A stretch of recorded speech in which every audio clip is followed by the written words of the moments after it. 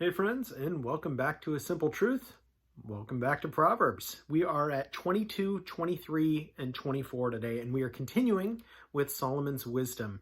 A lot here, as I've been saying the past couple days, and as we will see in the next day or two, I think, as we are finishing this up. So we're going to see more about Solomon's wisdom, and we'll see a lot of his focus on kingdom mindset. So just recognizing that this world is not where we find our true treasures, or where we should not find our true treasures, because treasures can be found here, though they will all burn up. So we see Solomon looking at that and looking at a whole lot more. Once again, 22, 23, and 24 in Proverbs. Chapter 22. A good name is to be chosen rather than great riches, loving favor rather than silver and gold. The rich and the poor have this in common: the Lord is the maker of them all. A prudent man foresees evil and hides himself, but the simple pass on and are punished. By humility and the fear of the Lord are riches and honor and life. Thorns and snares are in the way of the perverse. He who guards his soul will be far from them. Train up a child in the way he should go, and when he is old, he will not depart from it. The rich rules over the poor, and the borrower is the servant to the lender. He who sows iniquity will reap sorrow, and the rod of his anger will fail. He who has a generous eye will be blessed, for he gives his bread to the poor. Cast out the scoffer, and contention will leave. Yes, strife and reproach will cease. He who loves purity of heart and has grace on his lips, the king will be his friend. The eyes of the Lord preserve knowledge, but he overthrows the words of the faithless.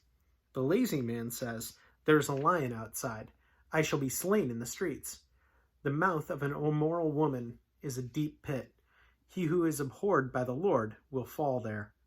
Foolishness is bound up in the heart of a child. The rod of correction will drive it far from him. He who oppresses the poor to increase his riches, and he who gives to the rich will surely come to poverty. Incline your ear and hear the words of the wise, and apply your heart to my knowledge. For it is a pleasant thing if you keep them within you. Let them all be fixed upon your lips, so that your trust may be in the Lord. I have instructed you today, even you. Have I not written to you excellent things, of counsels and knowledge, that I may make you know the certainty of words of truth, that you may answer words of truth to those who send to you? Do not rob the poor because he is poor, nor oppress the afflicted at the gate, for the Lord will plead their cause and plunder the soul of those who plunder them. Make no friendship with an angry man, and with a furious man do not go, lest you learn his ways and set a snare for your soul. Do not be one of those who shakes hands in a pledge, one of those who is surety for debts. If you have nothing with which to pay, why should he take away your bed from under you? Do not remove the ancient landmark which your fathers have set. Do you see a man who excels in his work? He will stand before kings. He will not stand before unknown men. Chapter 23. When you sit down to eat with a ruler, carefully consider what is before you, and put a knife to your throat if you are a man given to appetite. Do not desire his delicacies, for they are deceptive food. Do not overwork to be rich, because of your own understanding cease. Will you set your eyes on which is not? For riches certainly make themselves wings. They fly away like an eagle towards heaven. Do not eat the bread of a miser, nor desire his delicacies. For as he thinks in his heart, so is he. Eat and drink, he says to you, but his heart is not with you. The morsel you have eaten you will vomit up and waste your pleasant words. Do not speak in the hearing of a fool, for he will despise the wisdom of your words. Do not remove the ancient landmark, nor enter the fields of the fatherless, for their Redeemer is mighty. He will plead their cause against you. Apply your heart to instruction, and your ears to words of knowledge. Do not withhold correction from a child. If you beat him with a rod, he will not die. You shall beat him with a rod, and deliver his soul from hell.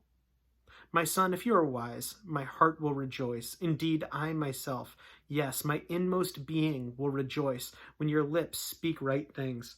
Do not let your heart envy sinners, but be zealous for the fear of the Lord all the day. For surely there is a hereafter, and your hope will not be cut off.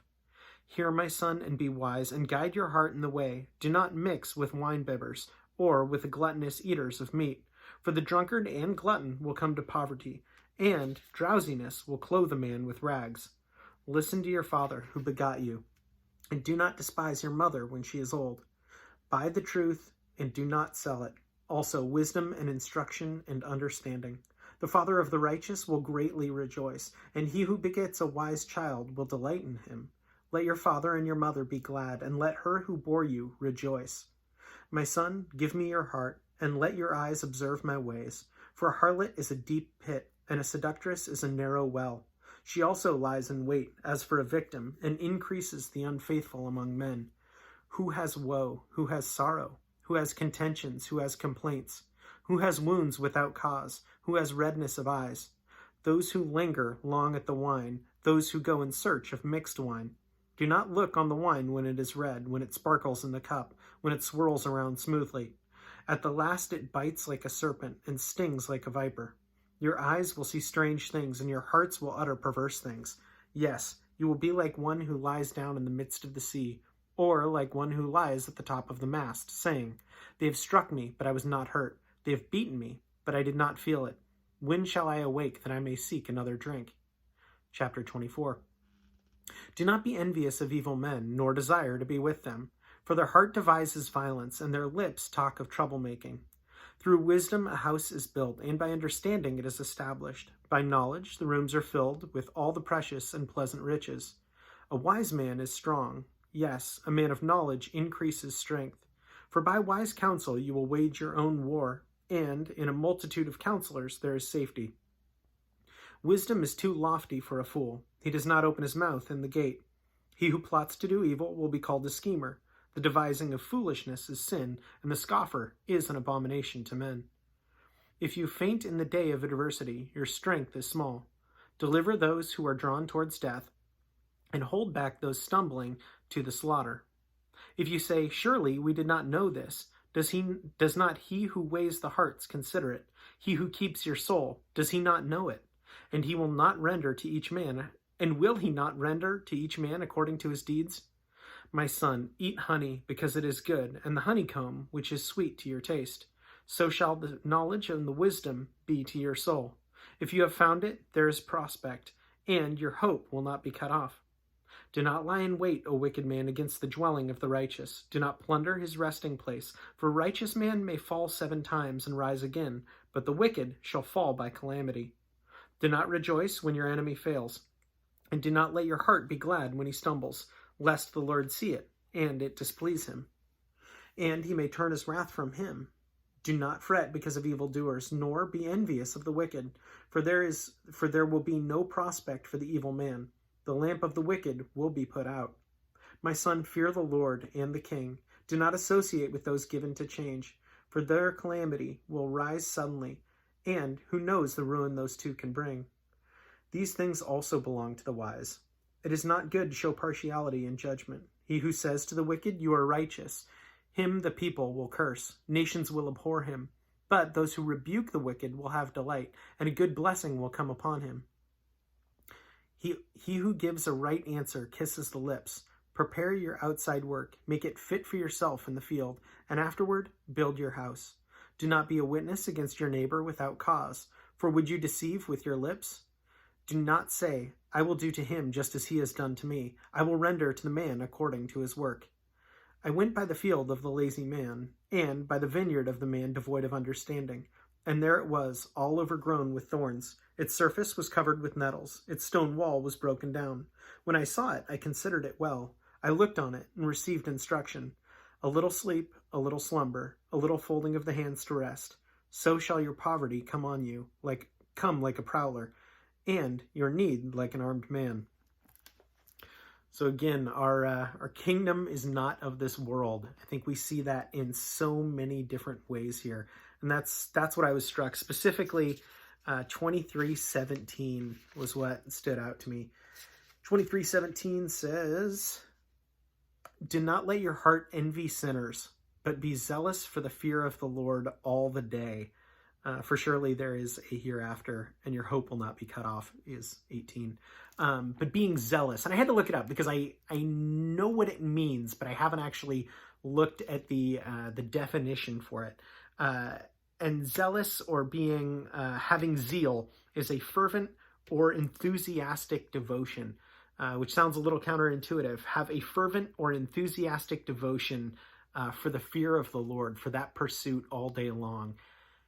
And yet, again, if we're having that kingdom mindset, then getting through earth is going to be the hardest part, the most important part to that eternity, right? Our gift has been given to us through Christ, through his death, and yet it's still important to recognize what that sacrifice is and not take it for granted. And yeah, I try to be very, very real on here and very honest. And I can be honest in saying that my zeal has not been up to snuff. That is something that that I am continually working on, recognizing that fear of the Lord. And I think it is, I think I've mentioned this before, but I think it's Narnia, I want to say, some of the Narnia books, where they're talking about Aslan.